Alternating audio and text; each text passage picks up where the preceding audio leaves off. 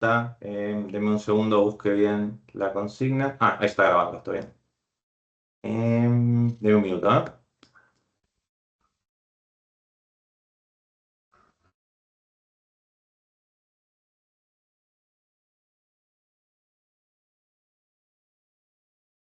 Ujú. Esto.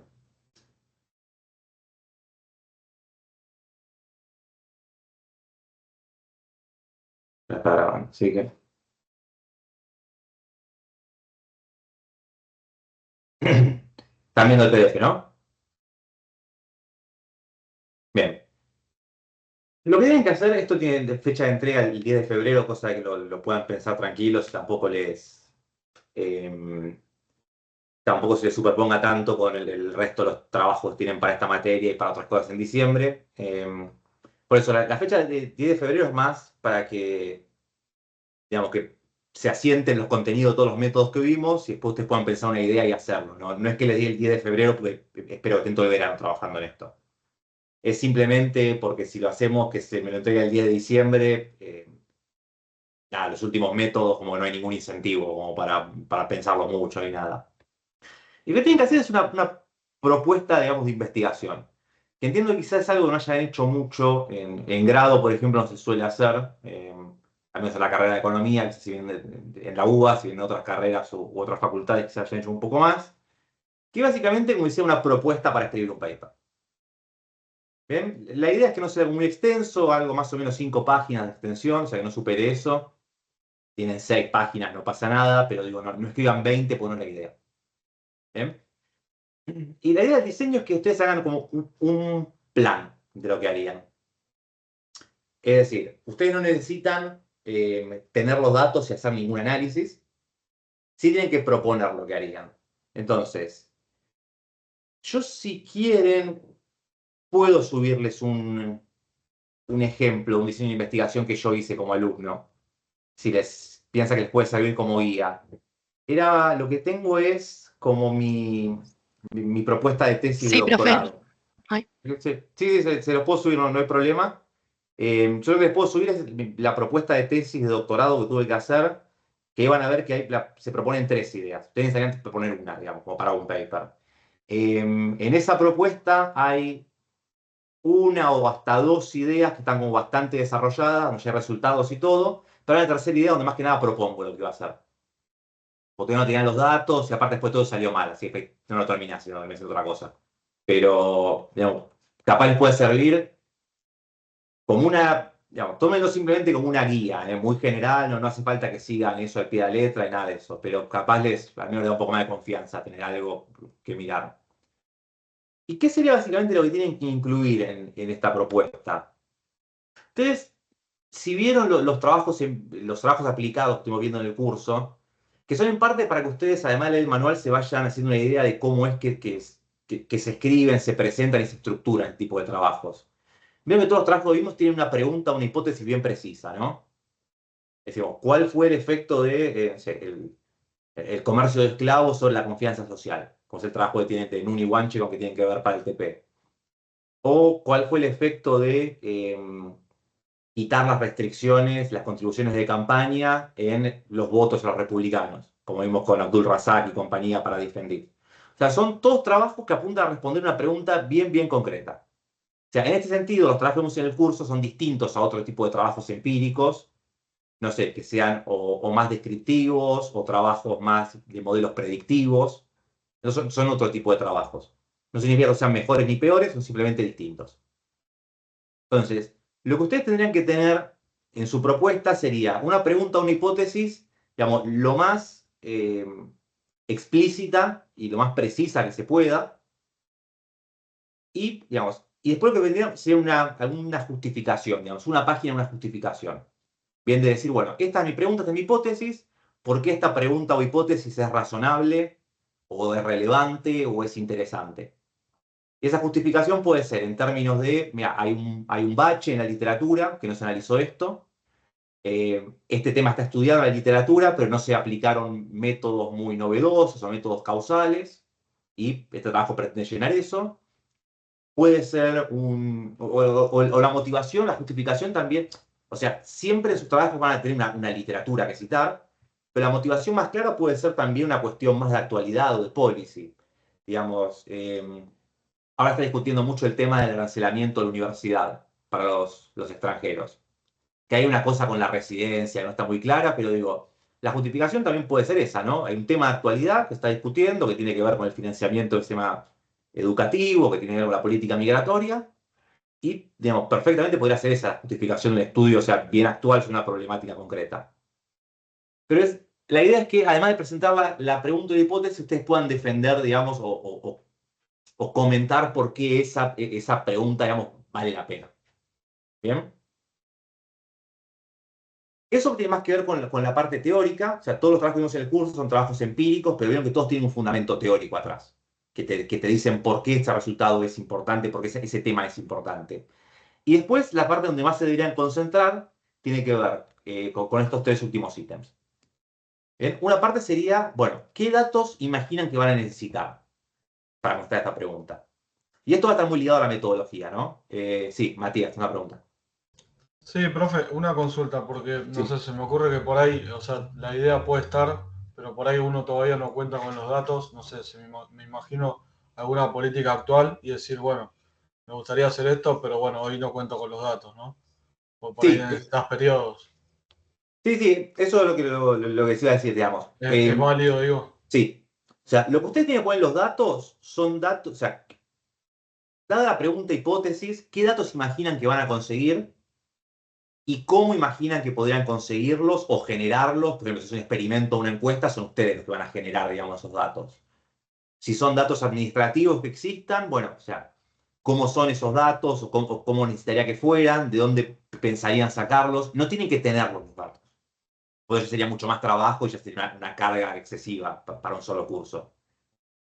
Pero incluso si ustedes quisieran hacer un trabajo sobre algo que pasó ahora, una política bien actual, pero tienen que esperar, no sé, a la EPH el año que viene para poder testearlo, por ejemplo. Eso es perfectamente válido. O sea, si en esta sección estaría poniendo unas precisiones de, bueno, o sea, qué preguntas o qué ítems de la EPH piensan que necesitarían, cómo medían esa variable y aclaran, digamos, para evaluar esto se esperará a la rueda del próximo año de la EPH y no, con eso no hay ningún problema. Sea, lo único que no tienen que hacer con los datos es, digamos, decir, bueno, para mi hipótesis necesitaría, no sé, datos de precios de establecimientos, de almacenes en el siglo XVIII en Argentina. Bueno, ¿tenemos alguna idea de esos datos existen siquiera? Si la respuesta es no, ok, digamos, ya ajustar un poquito eso. Es decir, que no sea algo que ustedes tengan ya, pero que sea algo que pensemos que es al menos posible conseguir. Digamos, como para que el proyecto esté, si ustedes lo vayan a continuar o no, eso no importa, pero el proyecto esté mínimamente anclado en lo posible, ¿no? Bien ligado a los datos está la parte de la metodología, ¿no? Por ejemplo, si usted propone hacer un experimento, ahí claramente los datos son los que van a salir de ese experimento. Si ustedes proponen un experimento, pueden explicar cómo lo van a hacer, en dónde, cómo van a reclutar los individuos que van a participar en el experimento, cuál va a ser el tratamiento. Si ustedes van a analizar una política o un hecho, digamos, de la realidad con los métodos cuasi experimentales que vimos, bueno, explicar un poco cuál es esa política o ese hecho, cómo piensan, digamos, dado el fenómeno que están analizando, cuál piensan que, o por qué piensan que esa metodología que están eligiendo funcionaría bien. Siempre es importante el tema, bueno, cuál es la unidad de análisis que van a seguir, digamos, son individuos, son empresas, son pueblos, países, digamos. Esto es la clara unidad de análisis porque esto clarifica bastante, digamos, cuando uno tiene que pensar en esos términos. ¿Bien? Eh, y por último es el tema de la identificación. Digamos, bueno, tenemos este tema que queremos estudiar, vamos a hacer con estos datos, con esta metodología. Bueno, ¿cómo ustedes plantean que en ese contexto ustedes podrían, digamos, evaluar el supuesto de identificación? Digamos, ¿qué información necesitarían, por ejemplo, para ver si las tendencias son paralelas o no? O que discutan un poco si el instrumento que están proponiendo les parece que cumple la reacción de exclusión o no. y digamos, se les ocurre algún check, algún placebo o lo que sea para hacerlo. Si proponen un RDD, por ejemplo, o sea, bueno, en ese contexto, ¿qué variables van a buscar para hacer el check de continuidad? Ese tipo de cosas. Bien, de nuevo, no tienen que hacer ningún tipo de análisis, es un ejercicio más de, digamos, de pensar qué cosas les gustaría hacer. Ya digo, respecto al tema, pueden tomarse todas las libertades que quieran, la pregunta en sí puede ser sobre lo que ustedes quieran, lo que a ustedes les interese. Eh, si dado el curso, tiene que ser una pregunta que aplique a alguna herramienta y que busque estimar un parámetro causal. Bien, de vuelta. Algunos chicos han hecho tesis armando modelos predictivos que estaban buenísimos, pero eso no contaría para el curso, pues no es lo que vimos en la materia. Bien, pero después, o sea, mientras sea algo que busque estimar una relación causal, puede ser sobre lo que a ustedes más les interese. Bien. Ya les digo, les puedo subir este modelo para que ustedes lo vean por arriba, como para, digamos, si les sirve. Eh, Estoy pensando si tengo algún otro. Déjenme hablar por camino de la clase, me fijo bien y se lo subo y les mando por el campus a las aclaraciones. Pero alguna mínima guía les paso. Y ya les digo, el formato y todo, mientras estén estos ítems, como ustedes quieran armarlo. Y bueno, digamos, mientras más precisiones puedan dar en la propuesta de investigación, eventualmente yo les podré dar más feedback por si ustedes quisieran hacer esto como su tesis, como una parte de su tesis, o un trabajo aparte, o lo que sea. Digamos, también piensen, por ejemplo, si ustedes quieren hacer una tesis sobre un tema bien definido y que no utiliza mucho estas herramientas, bueno, pueden ver si aplicando alguna de estas cosas podría servirles para un capítulo de su tesis, para una sección, o con una extensión o lo que sea, y me echarlo con eso. O sea, digo, eso, evalúen ustedes qué les parece que puede ser lo más útil. ¿Bien? Y, bueno, ¿preguntas? Hasta acá. Bien. Bueno, después, y esto vale tanto para diseño de investigación como para cualquier otra cosa, si una vez terminado el curso, antes del verano, ustedes tienen preguntas, digamos, sobre esto, sobre los que vimos en el curso, sobre, digamos, literatura o lo que sea, me pueden escribir un mail. No, con eso no hay ningún problema. Bien, pero básicamente esta sería un poco la idea del diseño de investigación. De nada. ¿Quedó un poco más claro ahora? Genial. Perfecto. Mm, ¿Alguna otra cosa nos haya quedado por discutir? ¿O algo que no haya quedado muy claro en las últimas clases? Pues, como en las primeras clases, una clase que sea. Bien, bueno. Entonces vamos con el contenido de hoy. Hoy lo que tenemos que hacer es terminar de ver el método de regresión discontinua, que empezamos a ver la clase pasada, que es un método, digamos, quizá un poquito distinto a otros que vimos. Esto ya no es una regresión tan estándar. Y básicamente lo que queremos hacer es siempre, es lo que queremos hacer al principio del curso. Es estimar un efecto causal. Ahora, puede haber ciertas situaciones donde, dado digamos, el experimento natural que estamos mirando, cómo se administró la política que estamos analizando, cómo ocurrió el fenómeno que queremos estudiar, puede ser que ese fenómeno pueda ser bien analizado con una regresión discontinua. Básicamente, ¿cuándo tenemos que prestar atención a ver si podemos hacer una regresión discontinua? Cuando la asignación del tratamiento tiene algún tipo de umbral. Siempre que algunos individuos que pasan cierta línea reciban el tratamiento o el control y los que no lo hacen reciban lo otro, eso siempre tiene buenas chances de poder ser una regresión discontinua. ¿Qué es lo bueno de este método? Que es un método que es muy creíble, digamos, porque la gente se lo cree mucho. Es un método que si los checan bien, generalmente se vende muy bien y funciona muy bien. Si quieren un poco la restricción, es que como discutimos la vez pasada, se necesitan muchos datos, ¿no? O sea, con 20 datos es complicado, digamos, hacer una regresión discontinua. Pero bueno, si uno encuentra un fenómeno que se puede analizar así, generalmente siempre es algo que tiene bastante potencial. Entonces, solo para digamos, recordar un poco, ¿Cómo funcionaba esto? Este fue como el ejemplo que más discutimos, este trabajo de Hoekstra sobre los chicos que ingresaban a esta universidad en Texas, donde ¿qué es lo que tenemos? Este sería nuestra running variable, que es donde se mide el cutoff. ¿Qué es el cutoff? Esta línea que tenemos acá. ¿Por qué esta línea es importante? Pues la que separa la asignación del tratamiento o el control. ¿Bien? Entonces, esto está normalizado en 0 para que 0 sea el cutoff, pero el cutoff puede ser, digamos, lo que sea en su base. Puede ser un nivel de ingresos, puede ser una cantidad de votos, puede ser lo que sea. Y ustedes pueden, digamos, normalizarlo en 0 o no. Lo que tiene que estar bien claro es cuál es ese cutoff. Tenemos nuestra variable dependiente. Tenemos estos puntos que son, digamos, cada punto es el promedio de las observaciones para este nivel de la running variable. Y lo que hacemos es aproximar a ambos lados del cutoff con estos polinomios, como discutió la vez pasada. ¿Dónde está el efecto causal? Esto lo podemos ver mucho más claro acá. ¿Bien? Esta diferencia que tenemos acá será nuestro efecto causal. ¿Y cuál es la idea o cuál es un poco el cuento del método? Que los individuos que estén razonablemente cerca del cutoff deberían ser bastante similares entre sí. Y la única diferencia sistemática entre estos y estos debería ser que todos estos reciben el tratamiento y todos estos recibieron el control. ¿Bien? Una aclaración medio tonta, pero que por ahí pueda generar alguna confusión. Generalmente decimos que acá está el tratamiento, a la derecha y a la izquierda está el control, pero obviamente puede ser al revés, ¿no? O sea, no, eso es indistinto. Entonces, ¿se acuerdan más o menos cómo funcionaba esto igual la vez pasada?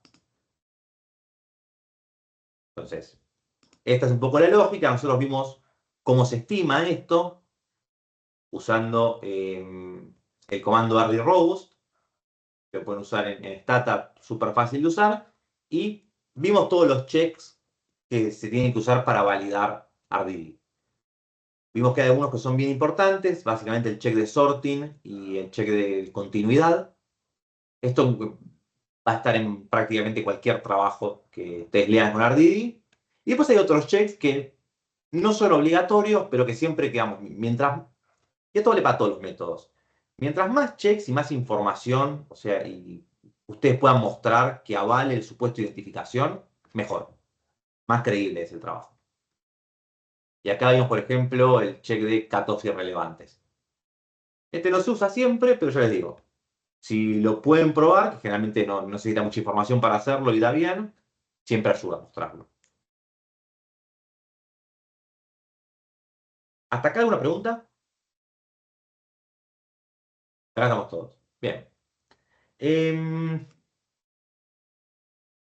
principio RDD se puede aplicar a cualquier tipo de situación o evento, pero sí es cierto que hay algunos diseños, algunos tipos de RDD que son más famosos que otros.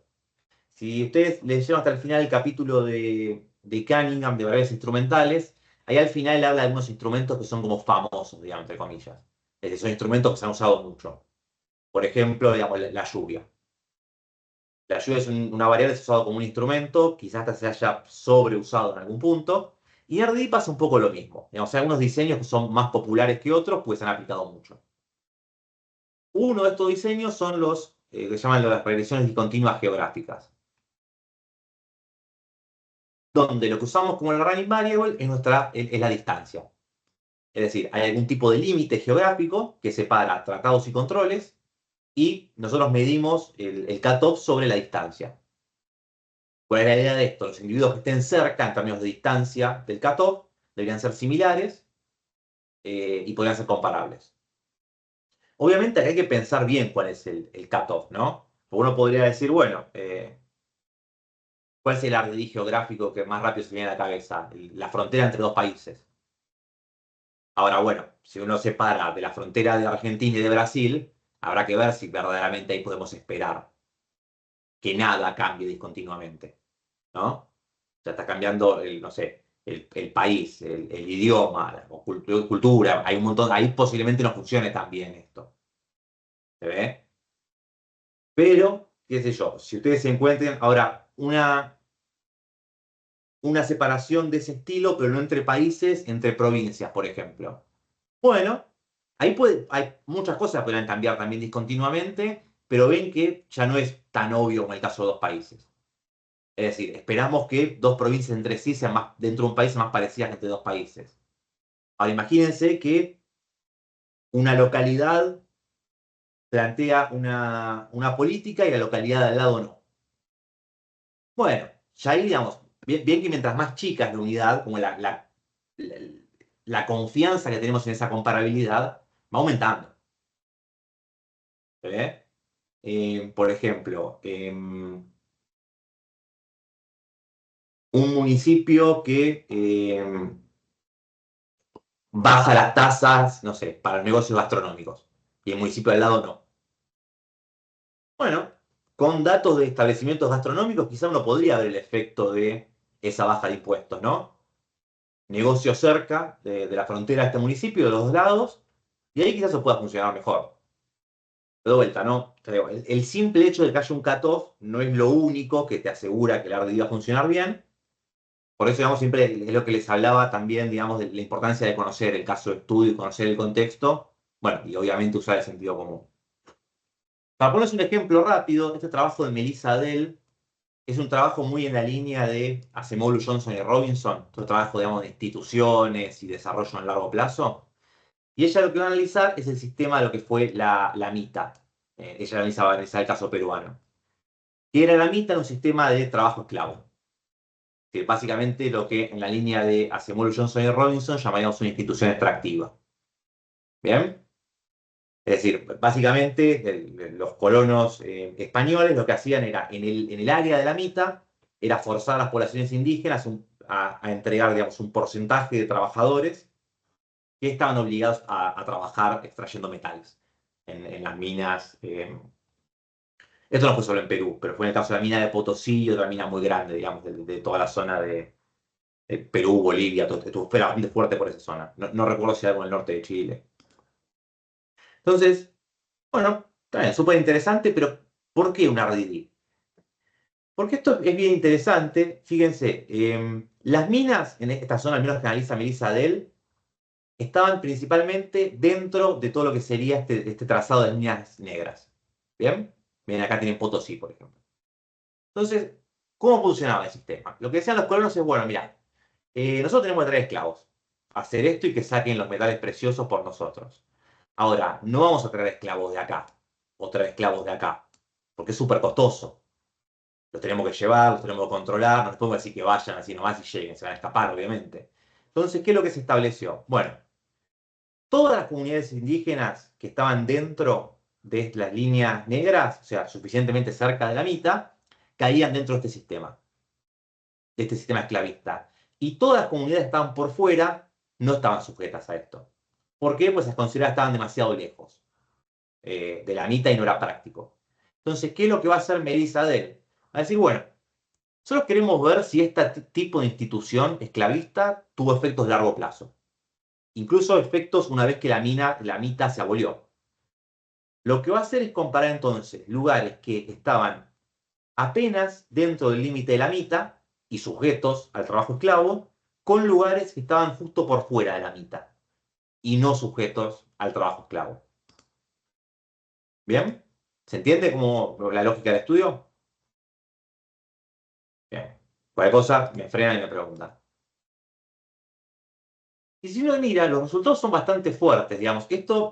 Toda esta es el área de la mitad. Lo que va a hacer la autora, por digamos, restricciones de digamos, todos los datos que se necesita, es trabajar en esta parte, nada más. Digamos, simplemente porque nada, buscar datos de todo habrá sido excesivamente costoso. Y acá lo que tienen esto es una medida de densidad de los caminos, bien como una medida de desarrollo. La idea es que, bueno, mientras más caminos hay en un área, suponemos un área más desarrollada. Más flujo de personas, más flujo de bienes, posiblemente más presencia del Estado, más inversión, etc. Y acá lo que tenemos es que, digamos, esta línea verde sería el límite de la mitad. Lo que está dentro, en el medio, es lo que siglos antes, a medio del 2006, tuvo esta institución extractiva y lo que está por fuera no. Mientras más oscuro, menor densidad de caminos. Fíjense que por más que no es perfecto, toda esta zona, por ejemplo, está muy clarita. Y buena parte, digamos, y adentro de la mitad no hay ninguna zona tan clarita, hay unas zonas muy, muy oscuras, o sea, con muy, muy poca densidad de caminos. Y básicamente lo que hace Melissa es comparar. O sea, cada uno de estos puntos sería una observación. ¿Bien? Y va a comparar lo que estaba dentro de la mitad con lo que estaba fuera, pero cerquita de la frontera. ¿Ok? El trabajo es súper interesante, lo tienen subido en el Drive si lo quieren chequear. Puede que no sea el paper más fácil de leer en el mundo, porque tiene una cosa de considerar no solo la distancia, sino la, digamos, la altura, etcétera, pero la lógica es básicamente esta. Trabajo súper interesante y, digamos, ya les digo, esto de los ardillos geográficos se han aplicado para muchas cosas y también para muchos trabajos históricos. Hay un trabajo, no recuerdo bien, pero creo que usaba, tipo en Italia durante la Segunda Guerra Mundial, como digamos, el límite hasta donde llegaron. Digamos, hubo un momento donde por bastante tiempo se empantanó la guerra y, digamos, por arriba de una cierta línea estaba, digamos, el eje y por otro lado los aliados. Y la guerra se estancó un tiempo largo ahí. Bien, entonces lo que analizan es, bueno, cuál fue el legado del mayor tiempo de ocupación nazi en este área frente al otro. Hay un trabajo, no recuerdo los autores ahora, que analizan los efectos a largo plazo de los, digamos, no me sale el término ahora, pero... De los nazis. Sí, sí. Este trabajo, digamos, sobre la ocupación nazi.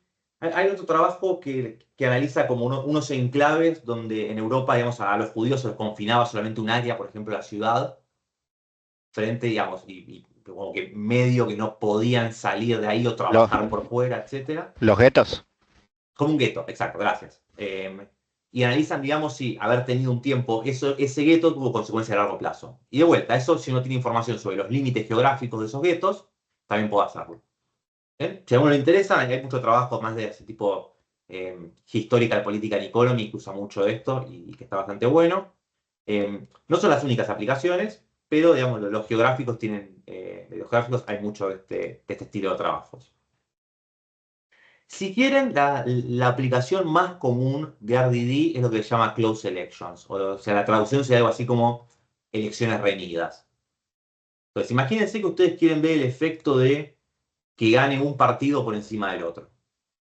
Acá lo vamos a ejemplificar con demócratas y republicanos de Estados Unidos porque es un bipartidismo, y la mayor parte de los estudios están hechos de R&D están hechos para ese país, pero podría ser, si nos seguimos para atrás en el tiempo, no sé, peronistas y radicales en Argentina, o Cambiemos y Frente para la Victoria, o Libertad Avanza y peronismo. Bien, no podría haber, bueno, ¿cuál es el efecto de que en una provincia, por ejemplo, en el caso de Estados Unidos, en un distrito, gane un representante, un gobernador, un legislador de tal o cual partido? ¿Bien? Yendo al caso de Estados Unidos, ¿cuál es el efecto para el distrito de que gane un demócrata en lugar de un republicano? Bueno, podríamos pensar que, no sé, los demócratas suelen poner más el foco en cuestiones de seguridad social, mientras que los republicanos suelen poner más el foco en gasto en policía, seguridad, etc. Ahora bien, si nosotros encontramos que se gasta más en policía donde ganan los republicanos, esto no es obvio que sea causal. O sea, el simple hecho de que haya mucho crimen puede explicar al mismo tiempo que se gaste mucho en policía y que ganen los republicanos. El hecho de que haya mucha desigualdad podría explicar que ganen los demócratas y no al revés. ¿Bien? Y por eso ya es más gasto social. Entonces, lo que se hace con este método, que el primero que lo trajo creo que fue el trabajo de Lee y compañía en 2004, es un paper súper famoso, que lo que van a usar es el margen de victoria como running variable. Por eso que les pongo el ejemplo de, ahora vamos a ver con el paper de Romarri otra close selection, pero el caso más sencillo cuando hay solamente dos partidos. Entonces, imagínense que nosotros estamos en Estados Unidos y decimos, esta running variable es el porcentaje de votos que sacan los demócratas. Si los demócratas sacan más del 50%, ganan. Y ese distrito tiene un representante demócrata. Si los demócratas sacan menos del 50%, gana un republicano. Necesariamente pues son dos nada más, dos partidos. y ese distrito tiene un representante republicano. ¿Cuál es la idea? Los distritos donde los demócratas sacan el 80%, seguramente sean distintos a sacan el 20%. Típicamente los demócratas ganan en centros urbanos, en estados más liberales, más ricos. Típicamente los republicanos les van mejor en eh, lugares más rurales, mayor población blanca, con menor cantidad de grados universitarios, etc. Entonces, 80 contra 20 posiblemente no se pueda comparar. Ahora, los distritos donde el demócrata apenas gana y apenas pierde, posiblemente sean comparables en promedio. Y ahí podamos sí ver el efecto, si lo hay, de elegir un representante demócrata o un representante republicano. Les puse este ejemplo acá de Foviarnes y Hall. Ellos lo que quieren ver es, en el gráfico, es si los políticos que ganan la elección reciben mayor cantidad de contribuciones de campaña. Y la ecuación la escriben bien sencillo, fíjense, esto sería las contribuciones en la elección T+1, si eso depende de haber ganado la elección en T. Este es nuestro tratamiento dicotómico y este es nuestro polinomio.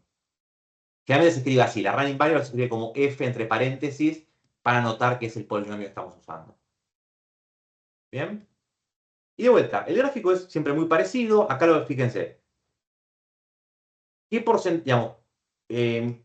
porcentaje de las contribuciones en ese distrito reciben los demócratas cuando apenas ganan y cuando apenas pierden? Y fíjense, hay un salto enorme. Entonces, parecería ser que la gente que contribuye a las campañas paga más a los políticos que ganaron la elección anterior que a los políticos que se presentan nuevos o que perdieron antes. ¿Bien? No, les puse este ejemplo solamente porque el gráfico se ve lindo y porque la ecuación está muy bien presentada, pero el trabajo de Lee está muy bueno. El tema de tiene que como unas primeras aplicaciones a close selections, algunas cosas están explicadas un poquitín raras. Digamos, este trabajo de Fourier y Hall, quizá la variable dependiente les interesa menos, pero es como bastante fácil de entender. Bien, y estos son como posiblemente los dos RDDs, digamos, como más famosos. El último caso que les quería mostrar es lo que se llama King RDD. Y es que hay situaciones donde nosotros lo que vamos a ver es que a partir del cutoff no hay un cambio de tipo antes no recibís nada y ahora recibís algo. Sino que puede haber un cambio en la intensidad de lo que uno recibe o en la pendiente de lo que uno recibe. El trabajo de la Indes, si les gustan eh, tipo cosas de riesgo moral, etcétera, está bastante bueno. Va a analizar los programas de subsidio al desempleo en Estados Unidos. ¿Por qué va a analizar esto? El seguro de desempleo de Estados Unidos funciona, digamos, durante un tiempo, no sé si varía por estado eso, pero imagínense un año o dos, no recuerdo cuánto es, te quedas sin trabajo, te pagan un seguro. Bueno, ¿cuánto te pagan? Te pagan un porcentaje de lo que vos estabas cobrando en tu trabajo antes de quedarte desempleado. Entonces, si vos ganabas 100, cobrás, no sé, 10 de seguro de desempleo. Si vos ganabas 200, cobras 20. Ahora, obviamente eso tiene un límite. Es decir, si el CEO de Google se queda sin trabajo, no va al seguro de desempleo y le dan $1.000.000. Porque no, digamos, se entiende que el seguro de desempleo funciona, al menos en parte, un mecanismo medio redistributivo, ¿no? Entonces, ¿qué es lo que tenemos? Fíjense. Esto es, digamos, acá tienen, digamos, el sueldo que estabas cobrando hasta quedarte desempleado y esto es el beneficio semanal que te daban. Fíjense que en todo este tramo el beneficio aumenta linealmente con el salario que vos tenías, ¿no? Ahora, llegado, esto es, miren, para el 79, acá se daba un corte. Entonces, si vos ganabas 2.000, cobrabas tanto. Si ganabas 3.000, ganabas tanto. Ahora, llega un cierto punto donde decir, bueno, si vos ganabas más de esto, antes de quedarte sin trabajo, el beneficio ya es para todo lo mismo. O sea, a partir de este salario todos cobran lo mismo. Todos cobran, no sé, 145 sería por semana. ¿Bien? Entonces, si nosotros nos quedamos en esta ventana, no es que estamos comparando gente que tiene seguro de desempleo y gente que no lo tiene. Porque todos lo tienen. Estamos comparando a la izquierda gente que proporcionalmente recibe más con gente que proporcionalmente recibe menos. ¿Se ve? Porque si esto siguiera linealmente, el tipo que está acá a la derecha estaría ganando más de lo que efectivamente ganó. Entonces, en el trabajo lo que hacen es usan esto para analizar el efecto de un seguro de desempleo más generoso, en el caso de la gente que está a la izquierda. Obviamente, más generoso en relación a lo que vos estabas cobrando antes, ¿no? Como porcentaje de tu salario previo. Estos, digamos, los Kinkardí, hay que ver cuán comunes son. Yo no me he cruzado con tantos en el trabajo empírico, pero generalmente valen todas las herramientas que vimos en el curso, ¿no? No hay que hacer muchos ajustes. Si quiero una referencia en el trabajo de la Indes, que la parte teórica no es súper fácil, hay que saber quizá estar un poquito en la literatura, todo de moral hazard, etcétera, pero la parte empírica no es difícil.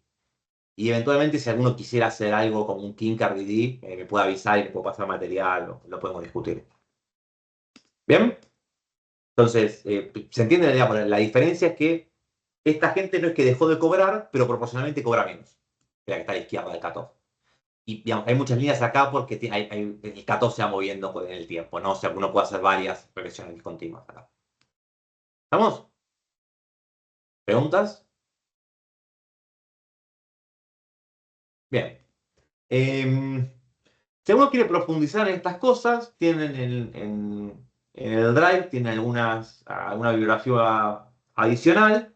Tiene trabajo de Cataño y Tituinic, que es una review bien aplicada, digamos, bueno, con una parte de teoría, pero con bastante foco en la aplicación sobre RDD. Este trabajo de Cataño y compañía 2019 está muy bueno porque es una guía práctica para hacer RDD en Stata.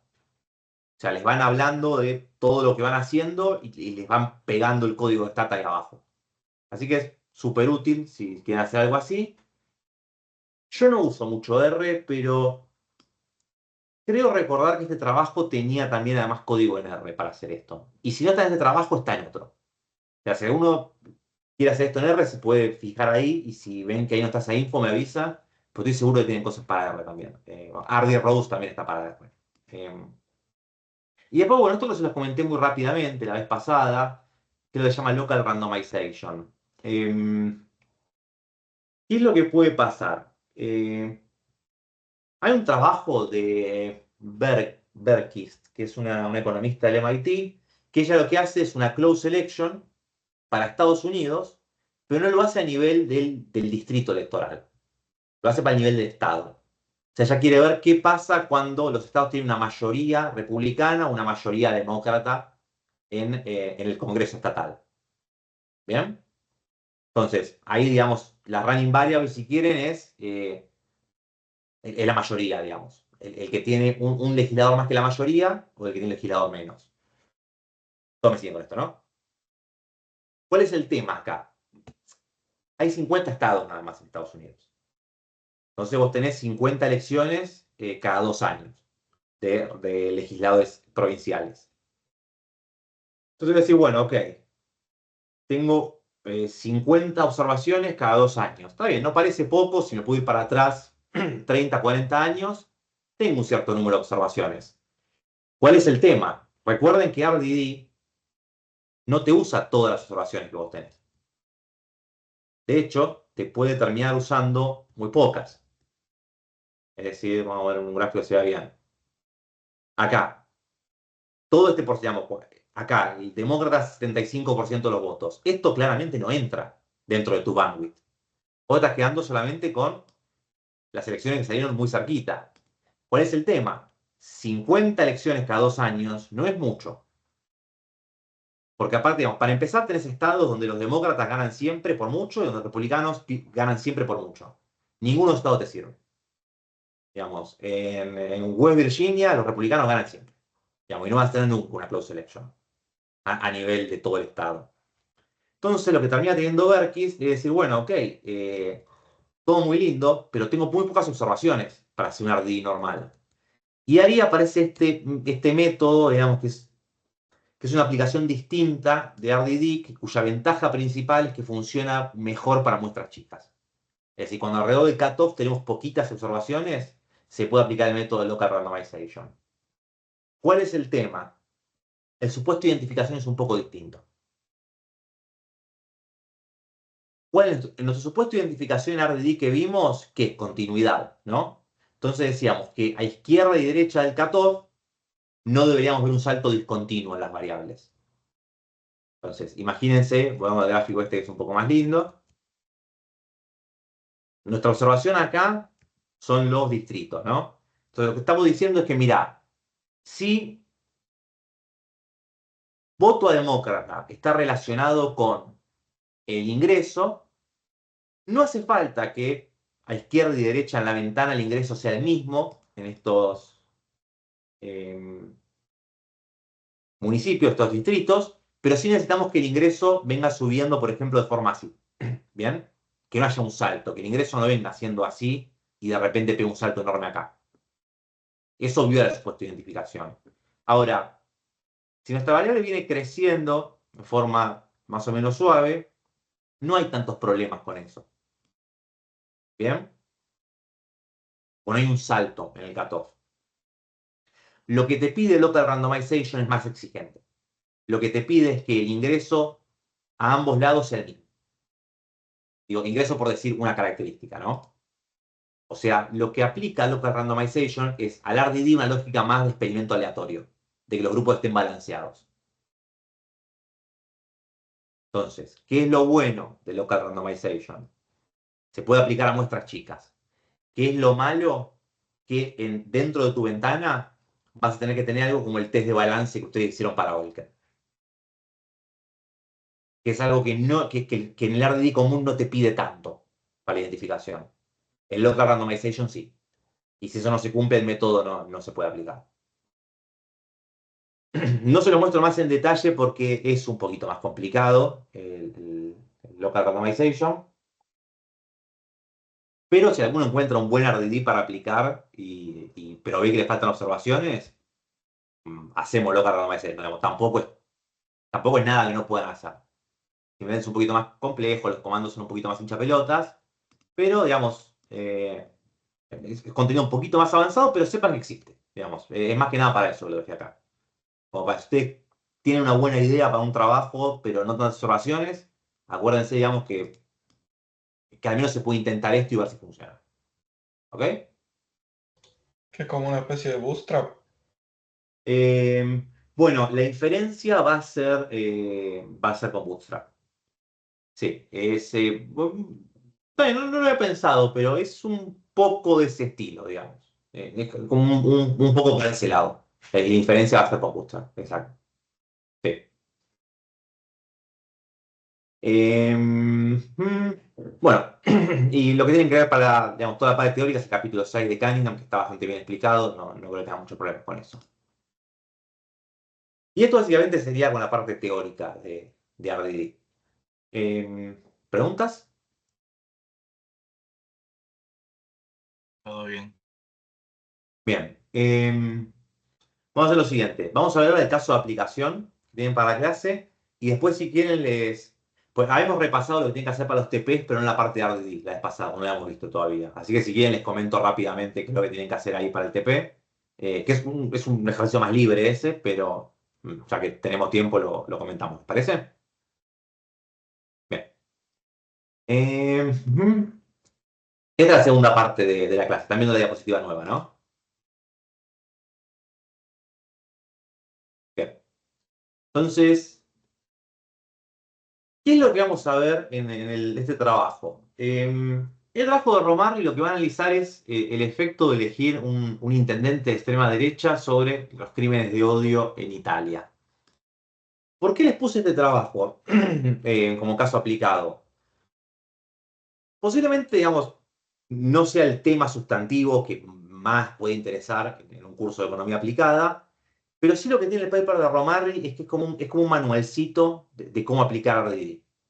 Yo, de hecho, cuando hice alguna cosa con regresiones discontinuas, fui al trabajo de Romarri.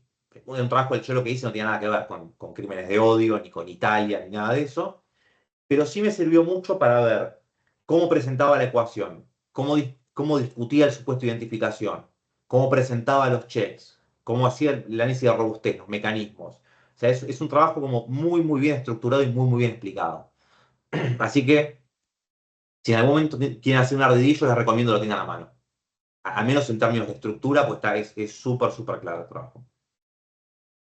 Entonces, lo que va a usar Romarri es una regresión discontinua usando estas close elections, o elecciones reñidas para Italia entre 2008 y 2018. Entonces, lo que va a hacer es encontrar un efecto positivo, es decir, que parecería ser que la elección de un intendente del partido de extrema derecha estaría asociado a un aumento en la probabilidad de que ocurran crímenes de odio, y el mecanismo a encontrar va a ser en favor, digamos, de un mecanismo de normas sociales que ahora vamos a discutir exactamente qué es. Entonces, una cosita.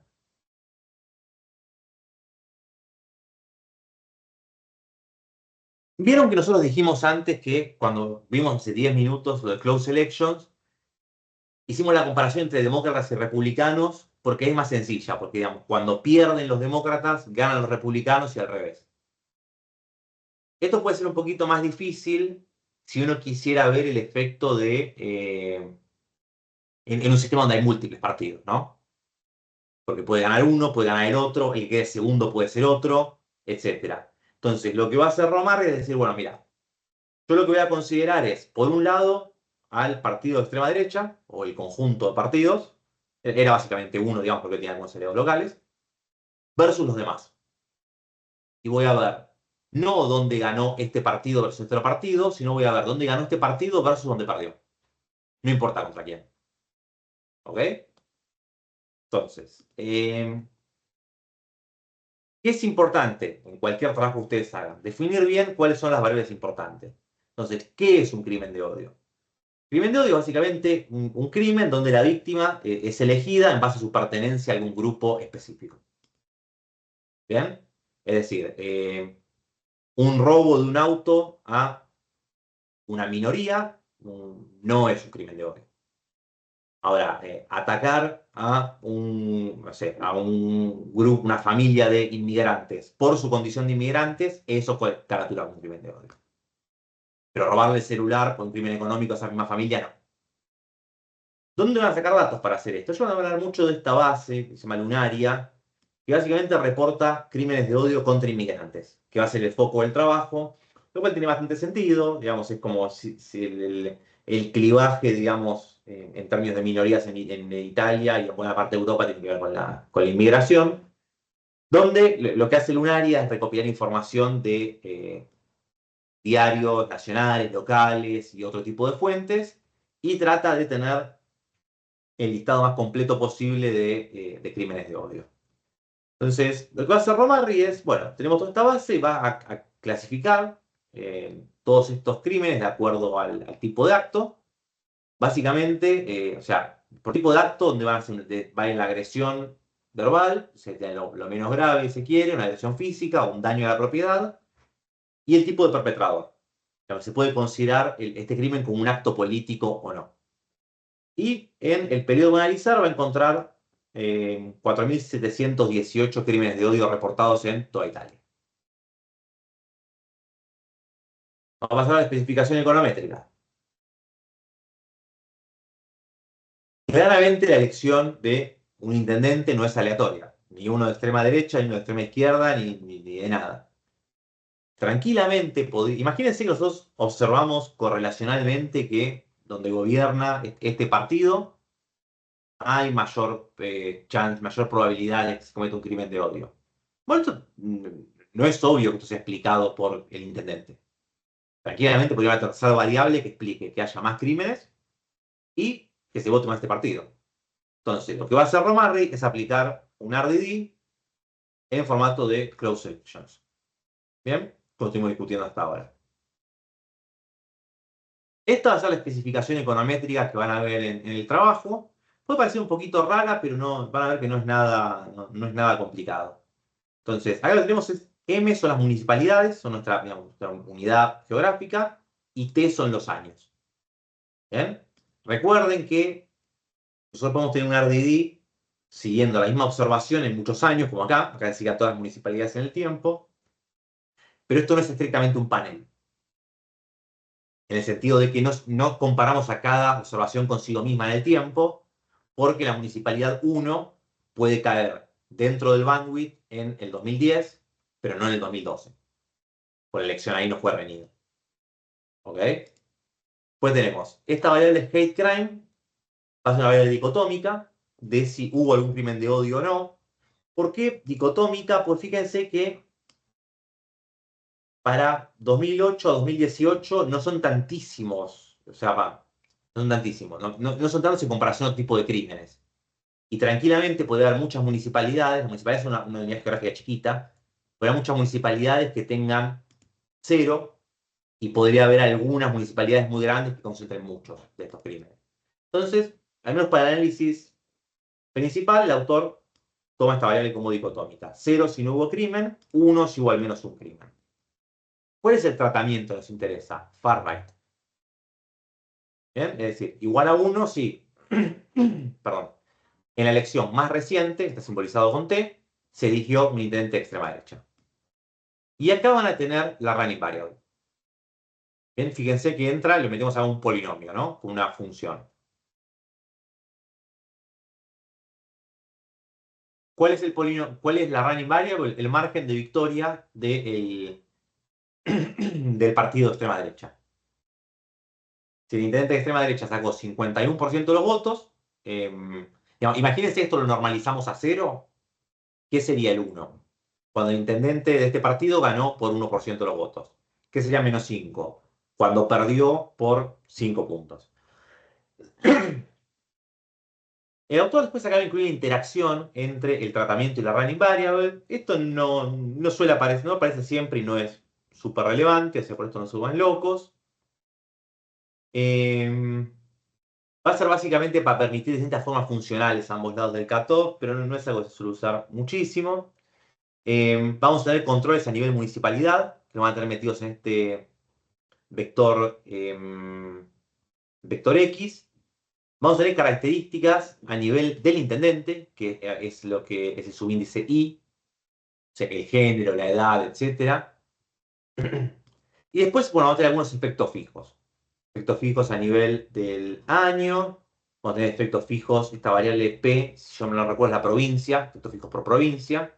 Entonces, al incluir efectos fijos por año o por año de elección y provincia, lo que estamos diciendo a Stata es que nos compare close elections para la misma elección dentro de la misma provincia entre ellas. ¿Bien? ¿Hasta acá estamos todos? ¿Alguna pregunta? Bien. Entonces, y acá lo que tenemos es de estimar esta ecuación que tenemos acá, vamos a ver los resultados como los siguientes. Fíjense que esta tabla es prácticamente la misma que yo les presenté antes. ¿Por qué? Porque como les decía, yo le robé la forma de presentar esto a Romarri, que me pareció muy buena. Entonces, acá tenemos 6 especificaciones. Acá Romarri hace 5 regresiones distintas. Primera regresión, sin efecto fijo, sin control de municipalidad y sin controles a nivel del intendente. Bien, y tenemos los 3 estimadores que nos da Abdi Robust. El convencional, el que tiene corrección de sesgo, y el robusto, que es el bias corrected, pero con los errores estándar corregidos. Y fíjense que en todos los casos encontramos un efecto positivo y un efecto que es significativo. ¿Cómo se interpreta este coeficiente? O sea, ustedes acá en este contexto tienen este 0.052. ¿Cómo se interpreta esto? Esto lo que está diciendo es que elegir un intendente de extrema derecha está asociado a un aumento de 5.2% en la probabilidad de que se cometa un crimen de odio. ¿Bien? ¿Por qué en términos porcentuales? Pues recuerden que la dependiente es una dicotómica. ¿Bien? Y si se fijan, los resultados para los estimadores son bastante parecidos. Muy perfecto. ¿Qué es lo que hace Romarri en la columna 2? Agrega estos efectos fijos que comentamos antes. Después le agrega los controles por municipalidad. Después le saca los controles por municipalidad y agrega controles solo a nivel del intendente. Y después usa todos los controles. Y vemos que en todos los casos los resultados no cambian mucho. Se pierde un poco de significatividad acá en la última especificación. Y el tamaño del coeficiente cae un poco. Pero la verdad es que los resultados son bastante consistentes entre sí. Entonces parecería ser que El resultado al menos es razonablemente robusto. Bien. Acá tenemos el bandwidth que se elige para cada caso. Este es el bandwidth óptimo que calcula Hardy Robust. Y el número de observaciones que tenemos a izquierda y derecha del cutoff. Bien. Y esto es solo lo que estamos usando para la muestra. O sea, Romarri tiene una muestra que es bastante grande. Y acá, si quieren, tienen lo mismo en términos gráficos. Bien, o sea, esta diferencia que ven acá es uno de estos coeficientes que están acá. Imagínense este, por ejemplo. O sea, no sé exactamente con cuál se corresponde, pero ¿de dónde salen estos valores? De esta diferencia de acá. ¿Estamos? Este es, digamos, el valor de la dependiente para el promedio de las municipalidades con este valor en el running variable, para este valor en el running variable, y así. Fíjense qué polinomio está usando Romarri en este caso. Polinomio de grado 1. Como sabemos, pues esto es una recta. Y estos resultados de acá son todos para polinomio de grado 1, que es la especificación preferida de Romarri, la que él usa en la mayor parte del paper. Entonces, hasta ahora tenemos un resultado positivo, alrededor del 5% y significativo. ¿Qué habíamos dicho la vez pasada? O sea, sabemos que no tenemos que usar polinomios mayores a 3. Incluso el polinomio de grado 3 es medio polémico en RDD. Ahora, entre polinomio de grado 1 y grado 2 no es obvio cuál hay que usar. Entonces, ¿qué va a hacer Romarri? Lo que haría cualquier persona razonable que tiene suerte y le dan bien los resultados. Mostrar todos para uno de ellos, por ejemplo, grado 1, y después mandarte al apéndice las mismas tablas para polinomio de grado 2 y decirte los resultados no cambian mucho. Y listo, ya nos sacamos encima cuál es el problema del cual tenemos que usar. ¿Bien? Pero esto del grado de polinomio es importante que lo hagan. Otra cosa bien interesante que va a decir Romarri, que esto de vuelta, no me interesa el contenido sustantivo del trabajo, pero sí me interesa todo lo que se relacione bien con cómo interpretar los resultados. Porque uno podría decir, bueno, mira, vos estás midiendo esto como crímenes contra migrantes. Ahora, qué sé yo, si tu hipótesis fuese cierta, quizá la gente tiende a mudarse, por ejemplo. Los inmigrantes quizás hay algunos que se muden cuando gana este intendente. ¿Eso podría meterte algún sesgo? Y quizás sí. Ahora, fíjense cómo Romarri lo usa en su favor eso. Lo que te voy a decir es, mira, ok, capaz haya migrantes que se van por el tratamiento. Ahora, si eso es cierto, el resultado que yo encuentro debe estar subestimando el efecto real. O sea, si no ocurriese ese sesgo, incluso el efecto podría ser hasta más grande. ¿Me siguen la lógica de esto?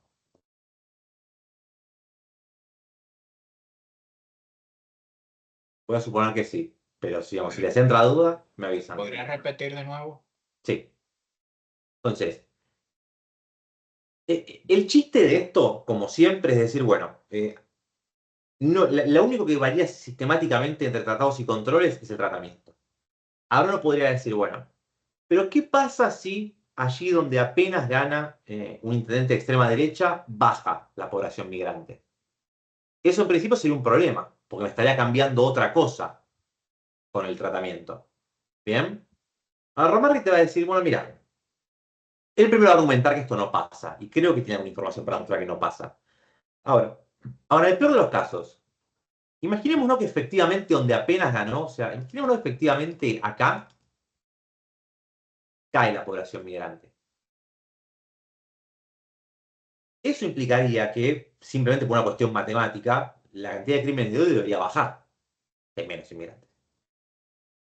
O eso también el argumento dice Romarri.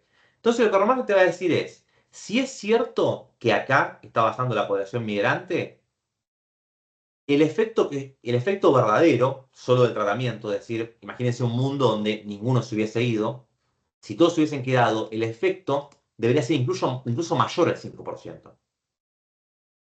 Entonces, el efecto que yo estoy encontrando, que ya es positivo y ya es significativo, quizá podría ser lo que él dice un lower bound. Es decir, como una estimación mínima del efecto real, que podría ser incluso más grande. Entonces, ese posible sesgo, que de vuelta Romarri argumenta que no ocurre, incluso él lo usa a su favor.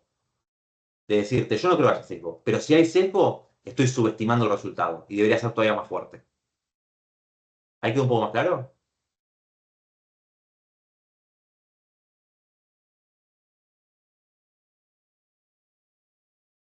Queda bastante claro ahora. Bien. Cualquier cosa igual, digamos, si lo podemos ver de vuelta, no hay problema. Bueno, hasta acá, digamos, son los dos principales. Romarri nos mostró los dos principales, nos mostró que es robusto a distintos sets de controles, nos mostró que es robusto a un polinomio de grado 2. Todo muy lindo. Ahora, nada de esto nos está hablando sobre el supuesto de identificación. Esto es robustez. Pero todavía no sabemos si podemos aplicar correctamente este método o no para hablar de causalidad. Ahí es donde entra el supuesto de identificación y todos los checks que vimos la vez pasada. Que Romarri los va a hacer prácticamente todos. Fíjense, primero lo que hace Romarri es mostrarnos el test de McCrary, que era el test de sorting que hemos visto la vez pasada. ¿Bien? Esto ya les digo, cuando lo hagan en Stata les va a dar, digamos, una hipótesis nula y un p-value, pero la forma gráfica de verlo es, si este intervalo de confianza a la izquierda no contiene al de la derecha, eso evidencia que hay diferencias significativas entre los dos. Y hay evidencia de sorting. De que hay una cantidad de municipalidades que están agrupando demasiado de un lado del cutoff, pero no del otro. ¿Bien? Bueno, Romarri nos va a mostrar que eso, el problema de sorting, no parecería estar ocurriendo en su muestra. Es un check que es bien importante y a Romarri le da bien. Así que, por ahora, todo perfecto. El otro check que habíamos dicho que es fundamental, el check de continuidad. Lo que queremos ver es si hay otras características que varíen discontinuamente o que peguen un salto a partir del cutoff. Entonces, ¿qué es lo que va a hacer Romarri para eso? Va a agarrar su especificación econométrica principal y va a cambiar la dependiente por variables que no deberían ser afectadas por el tratamiento. ¿Bien? Si encontramos que hay un efecto significativo para estas variables, eso es señal de que los grupos están cambiando muchas características discontinuamente.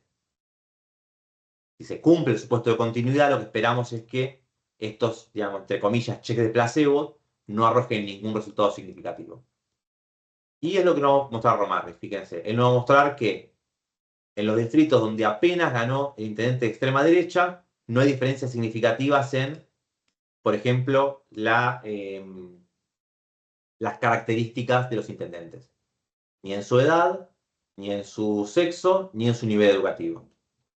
Y nos va a mostrar que tampoco hay un efecto en las características de la municipalidad que no deberían ser afectadas por el tratamiento. Por ejemplo, en la cantidad de población y en el área, digamos, de la municipalidad. E incluso nos va a mostrar también que eso que discutíamos antes de, che, ¿no podría ser que haya inmigrantes que se van de esas localidades? Y él nos muestra que no, que parecería que no pasa eso. ¿Bien? Toda esta evidencia no demuestra, pero es consistente con el supuesto de identificación de Arditi. Y lo que discutíamos la vez pasada como el check de continuidad. ¿Bien? ¿Se entendieron estos dos checks por ahora? Bien. ¿Qué va a hacer Romarri? Bueno, va a probar también con distintos cutoffs, que era el check de cutoffs irrelevantes que hablamos la vez pasada. Entonces, ¿cuándo se da el cambio en el tratamiento? Cuando vos estás en el 0,5. O sea, ¿quién gana la municipalidad? El que saca el 50% más uno de los votos. ¿Qué pasa si pongo el cutoff en el 10%? Bueno, ahí no hay nada de cambio continuamente. O lo pongo, bueno, acá lo tiene como 0,1 y menos 0,1 pues está normalizado. Fíjense que acá está normalizado en 0 esto, ¿no? O sea, punto 1 es el intendente de extrema derecha ganó por el 10% de los votos, menos 2 es que perdió por el 20%. Ahora, en el 10 y menos 10, 20 y menos 20, 40 y menos 40, no debería haber ningún salto significativo ahí. O sea, no debería haber nada de cambio discontinuamente. Y eso es efectivamente lo que nos muestra Romarri. Fíjense que acá no hay ningún valor significativo. ¿Bien? Lo cual, de vuelta, también consistente con que estamos identificando un efecto causal y no un sesgo o ruido en la muestra o lo que sea. ¿Estamos? También Román iba a probar con distintos bandwidths o distintas ventanas. Esto que vemos acá está hecho con el bandwidth óptimo de Ardi Robust, de Catania y compañía, que es lo que ustedes tienen que usar. Si quieren probar con otros bandwidths, no hay problema, siempre y cuando ustedes primero muestren el óptimo de Catania y compañía. ¿Bien? Entonces, en la especificación 1, 2 y 3 va a probar con el bandwidth óptimo calculado de otras formas. Y en el último lo que va a hacer es poner un bandwidth a mano. Decir, bueno, 5 puntos a izquierda y derecha. Y lo que vemos es que el efecto encontrado no parece depender de la elección de un bandwidth en particular. Porque fíjense, para distintos tamaños de bandwidth elegidos con distintos criterios, el efecto es positivo, es significativo y no cambia mucho de tamaño. ¿Ok?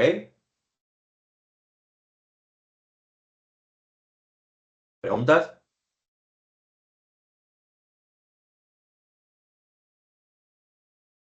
Todo Y por bien. último, creo que sí, este es el último check que va a hacer. Esto lo pueden hacer si ustedes tienen una estructura, entre comillas, de panel. Lo que va a hacer Romar es decir, bueno, mira, yo acá, ¿qué es lo que estoy mostrando? El efecto de haber elegido un intendente de extrema derecha en la elección anterior, y supónganse en T-1, sobre los crímenes de odio en T.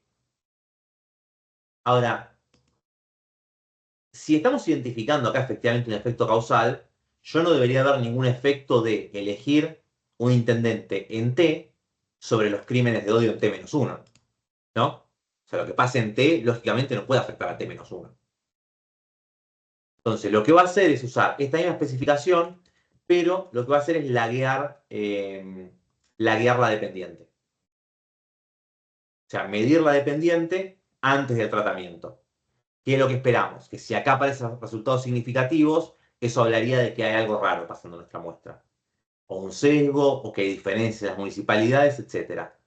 Y él lo que muestra es que, fíjense, ningún valor acá es significativo. De hecho, todos tienen coeficientes bastante pequeños, negativos. Pero bueno, lo negativo no es relevante, pero lo relevante es que son coeficientes pequeños y están lejos de ser significativos. ¿Bien? Por lo tanto, todos estos checks a Romarri le dan todos bien para identificación.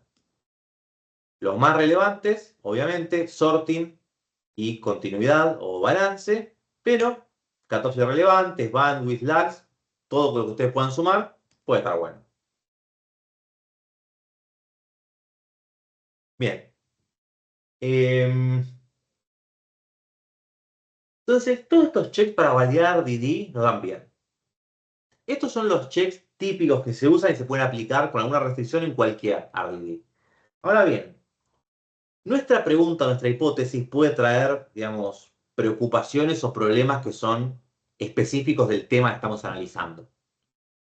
Por ejemplo, entonces, estos checks anteriores son generales, pero después uno puede hacer checks específicos dependiendo del tema que está analizando. Por ejemplo, ¿qué potenciales problemas habría? Imaginémonos que los individuos, por ejemplo, reporten más estos crímenes cuando el intendente de extrema derecha. Eso podría ser un problema. Quizá el efecto que estamos viendo no es que hay más crímenes de odio. Quizá simplemente se reportan más. Todos entienden por qué sería un problema, ¿no? Otra posibilidad.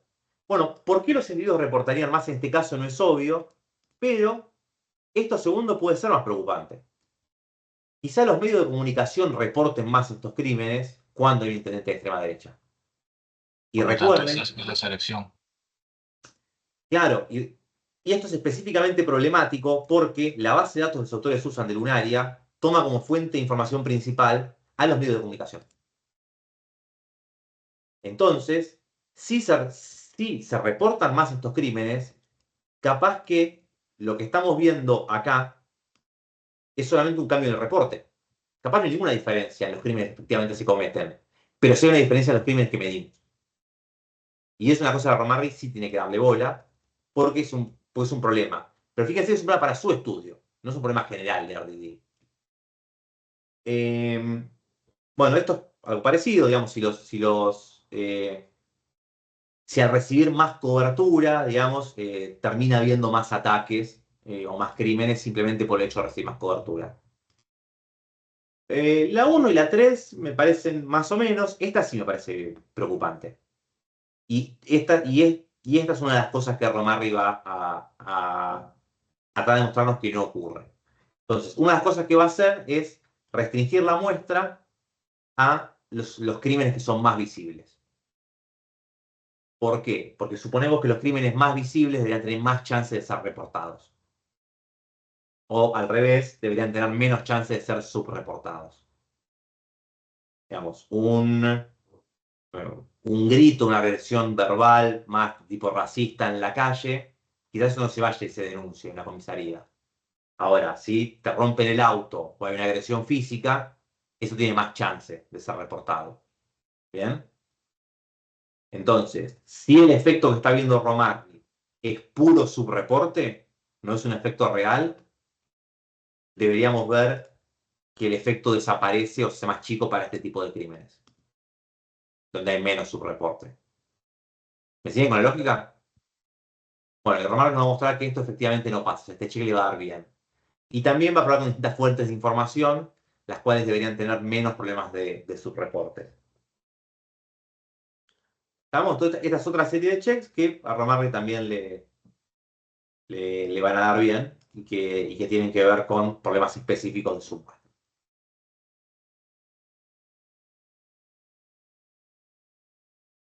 Y nos queda la última parte, que sean los mecanismos, pero antes de eso, ¿alguna pregunta, alguna duda? ¿Me vienen siguiendo con la explicación más o menos?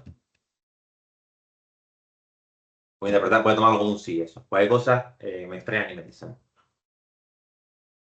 Estos mecanismos los puse acá por no se lo hayamos discutido tantísimo en el curso, pero básicamente los mecanismos responden a la pregunta de por qué el tratamiento tiene ese efecto. O sea, acá lo que estamos viendo es que tenemos cierta confianza en que el tratamiento tiene este efecto sobre el dependiente.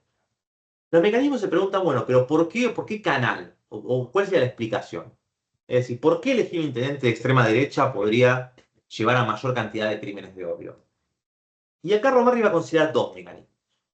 El primero tiene que ver con las normas sociales.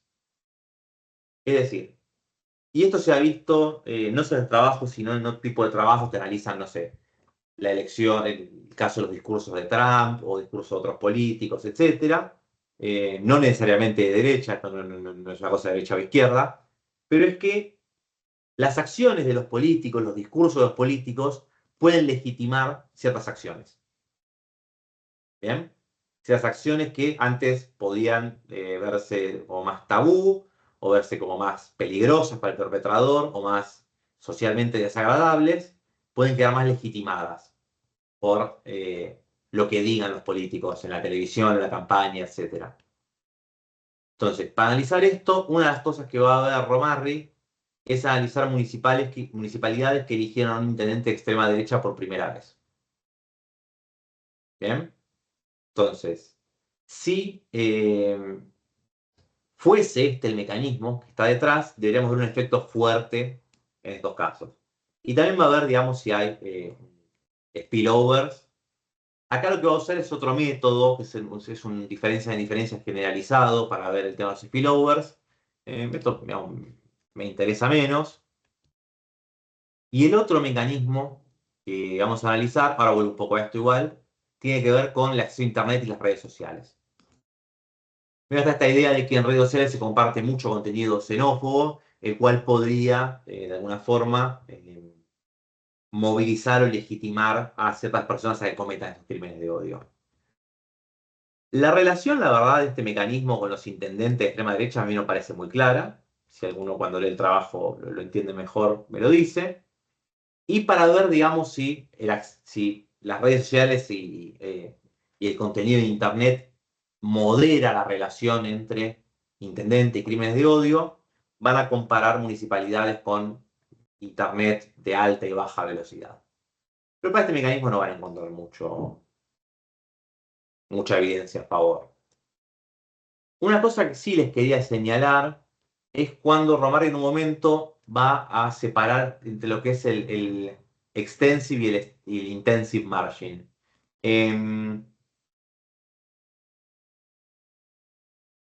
Básicamente lo que está viendo acá es, o sea, vieron que hasta acá estuvimos usando la dependiente como dicotómica, ¿no? Como 0 si no hubo crimen, 1 si hubo al menos un crimen.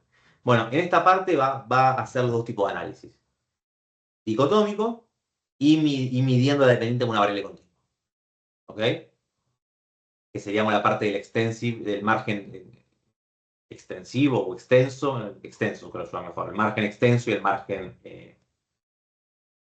intensivo. Bueno, el extensive y el intensive margin. Me medio raro decirlo en inglés, pero más raro aún en español.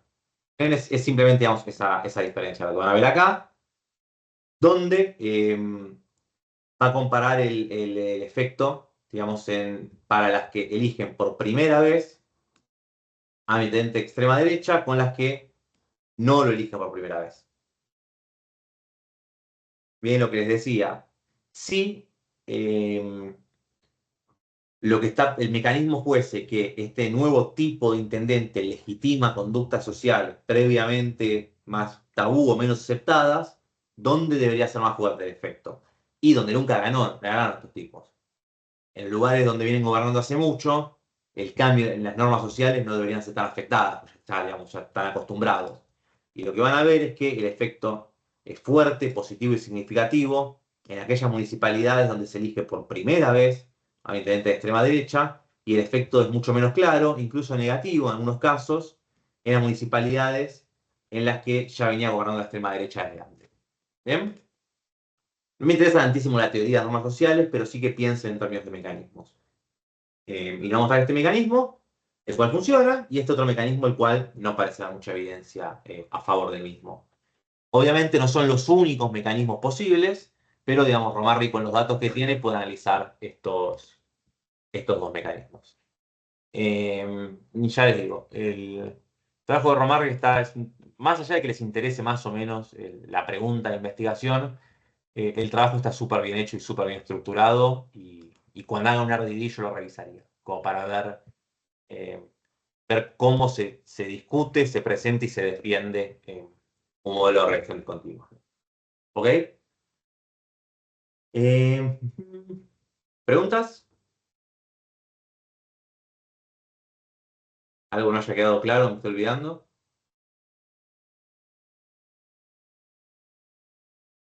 Bueno, ¿les parece si discutimos muy rápidamente la parte de reacción discontinua del tercer TP?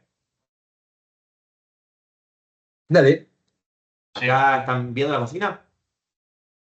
Sí. Perfecto. Perfecto. Bueno, recuerden que le habíamos hecho un cambio a las fechas de entrega, se los mandé por el campus.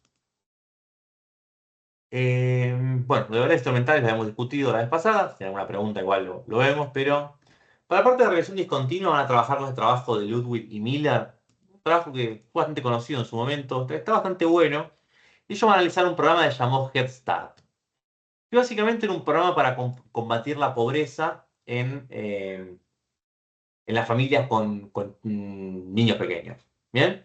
Es un programa que se asignó que se trabajó a nivel municipio o lo que es el county. ¿Bien? Entonces, no solo ustedes lo que van a querer ver en este trabajo son los efectos de Head Start, de haber tenido este programa, sobre la mortalidad infantil. ¿Bien? Que es esta variable con este nombre. Tienen la base de datos subida y tienen, si quieren, acá una explicación, digamos, de qué es cada variable, porque los nombres a veces no son súper informativos. Entonces, yo lo que haría primero es copiar esto en Stata, instalar y actualizar los comandos. Posiblemente ya los tengan actualizados, pero por si acaso. Y lo que van a hacer primero es leer el trabajo de Ludwig y Miller, al menos empiezan con los resultados, y contestar una serie de preguntas. ¿Cuál es la unidad de análisis? Algunos puntos sobre la temporalidad, que también cuál es la running variable, presentar un histograma, etc. Todo esto lo pueden hacer, digamos, súper fácil. No hace falta leer el trabajo entero, Si no quieren, con que lean hasta que empiezan los resultados es suficiente. Y después lo que van a hacer ustedes es evaluar este mismo experimento natural para ver el efecto de Head Start sobre la mortalidad infantil. Ahora, no tienen que replicar el análisis que hacen los autores. ¿Por qué? Pues el trabajo de 2007 y la literatura RDI avanzó un montón en los últimos 15 años.